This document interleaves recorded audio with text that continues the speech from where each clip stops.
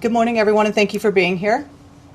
First, I want to offer my deepest condolences to Brianna Aguilera's family, friends, and loved ones. I stand before you as the chief of police, but first and foremost as a mother. I have 3 daughters and a son, and I cannot begin to imagine the pain that Brianna's family is feeling. As a parent, none of us want to contemplate the loss of a child, and again, my heart aches for them. Before I turn this over to our lead detective, I want to be clear about a few things. It is not common for a police department to speak publicly about a death by suicide. But inaccurate information has circulated and been reported. And that has led to additional harm of innocent people, bullying included, and their families. There have also been statements suggesting the police have failed to do our jobs. Those statements are not accurate. I understand how grief and the need for answers can raise intense emotions and many questions. But sometimes the truth doesn't provide the answers we are hoping for, and that is this case. Please know that careful investigations take time. We must interview witnesses, collect evidence, and piece together facts. Releasing partial information too early can jeopardize the integrity of that case. I want to assure everyone that our team worked around the clock. These guys do not sleep. They worked around the clock on this case. And many of them are parents themselves. We used every available resource, interviewed numerous people, gathered evidence because we too want to understand what happened to Brianna, who was clearly loved by so many. I want to thank our homicide unit and victim services for their thorough work on this investigation and providing support for everyone that has been involved. I'm now going to turn it over to Detective Marshall, who will walk us through the timeline. Morning. First, I'd like to start off by saying that our deepest sympathies and condolences go out to Brianna and her family. During this investigation, I've had a chance to speak with numerous members of her family and friend group, both here in Austin and College Station and in Laredo. All of them, it's completely apparent that she was very much loved. Every friend and witness during this investigation has been nothing but forthcoming and open during the entire time I've spoken with them. I've been in contact with dozens of people over the past week, and every single one of them has answered my calls, my text, submitted to interviews, and helped give answers from the moment that I've asked for that help. This also includes several people submitting to second interviews freely and without hesitation. The location this happened at, the 21 Rio Apartments, have also been helpful since the very beginning of this investigation.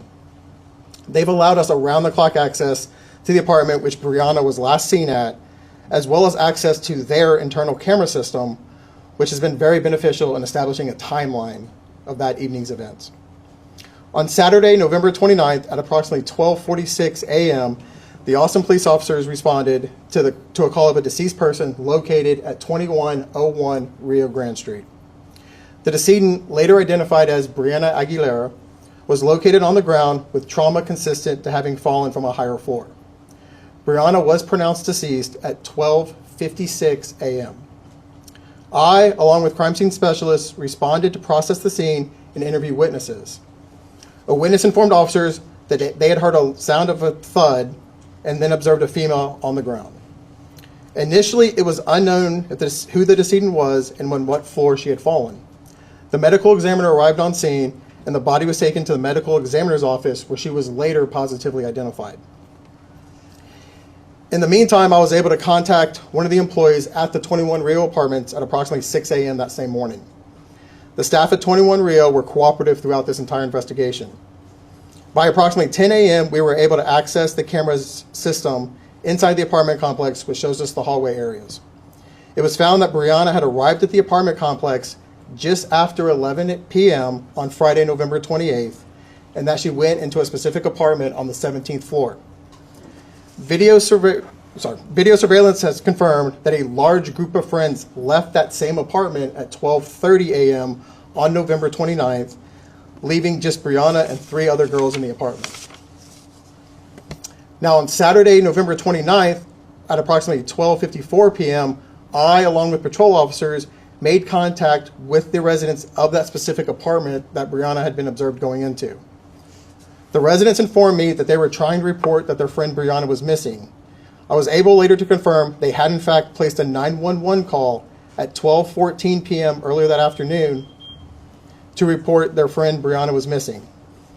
They informed me that they were hosting friends for the Texas A&M football game and that Brianna was supposed to be staying there that preceding evening. I spoke with 3 different female witnesses on scene, as well as later a 4th witness who had left earlier that morning. The investigation showed that Brianna had been at a tailgate party earlier in the day and became intoxicated to a point that she was asked to leave the same tailgate. She had told her friends that she had lost her phone at some point near that tailgate. They had all returned to the apartment where Brianna borrowed a phone of a friend to call an out-of-town boyfriend. Witnesses heard Brianna arguing on the phone with her boyfriend, which was also confirmed later by the boyfriend. Phones from both the phone Brianna used and the boyfriend's phone have confirmed through call logs that call did occur. Now, this call occurred at approximately 12:43 to 12:44 a.m., approximately 1 minute. This is 2 minutes before the 911 call of the body found down below on the pavement. On Saturday, November 29th, it was found that Brianna's mother, Stephanie Rodriguez, had called the Austin Police Department at 12:50 p.m. This was in an attempt to locate Brianna. Rodriguez called back an hour later at 2 p.m. stating the location of her daughter's missing phone. The phone was located by Austin police officers in a wooded area by 3:30 p.m. that afternoon near Walnut Creek in a field by the Austin Rugby Club. Through this investigation, it was found that Brianna had attended the tailgate on Friday, November 28th at the Austin Rugby Club, arriving between 4 and 5 p.m. and then leaving at approximately 10 p.m. Witnesses stated that after Brianna was asked to leave the tailgate, she had repeatedly dropped her phone and staggered into a nearby wooded area where her phone and other items were later located by Austin police. Just after 4 p.m. on Saturday, November 29th, officers from the scene paged homicide to inform them that they had located the property belonging to Brianna and determined that there was also a separate deceased person call with the same name. Rodriguez was notified of Brianna's death just before 5 p.m.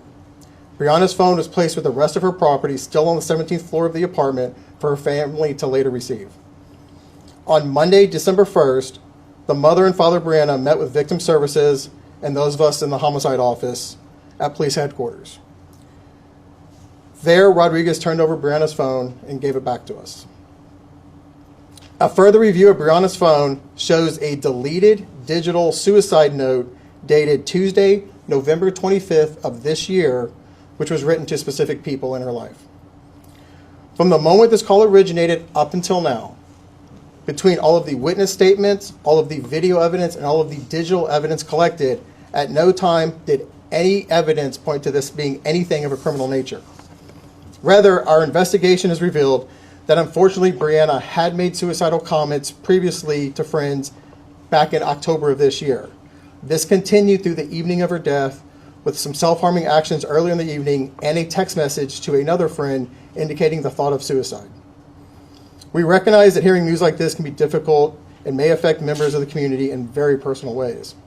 If you or someone you know is experiencing emotional distress or mental health struggles, support is available. You can call or text 988 to reach the Suicide and Crisis Lifeline, or contact Integral Care's 24-hour helpline at 512-472-HELP. That's 512-472-4357 to be connected with local crisis services, including mobile response teams. No one should have to navigate these kind of crises alone.